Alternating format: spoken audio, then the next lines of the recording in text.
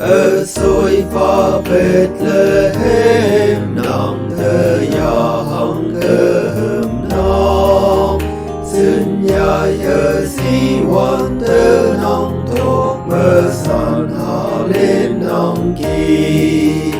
nong quang yak chứng yang quang đong san hạ ở quang ai na quang ở than quang hâm ở đây ngộ tơ ya nghi nong kỳ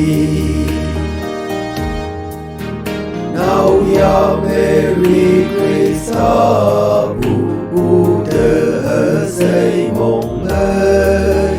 cả ta lan si ở ngô quan tơ lâm bu lan ở yêu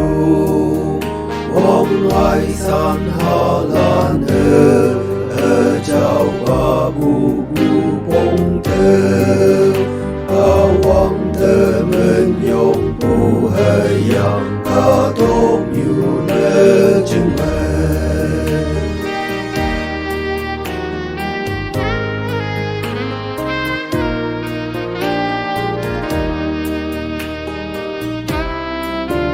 hằng cơ quân ở tơ mòn ở nhớ sừng về hưng hậu phó đâu khi ở cháu có quang ở họ có tôm yêu thơ bơi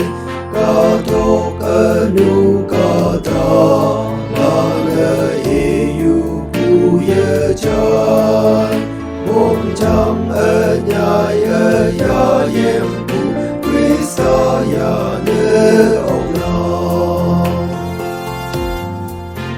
ở cháu Bethlehem na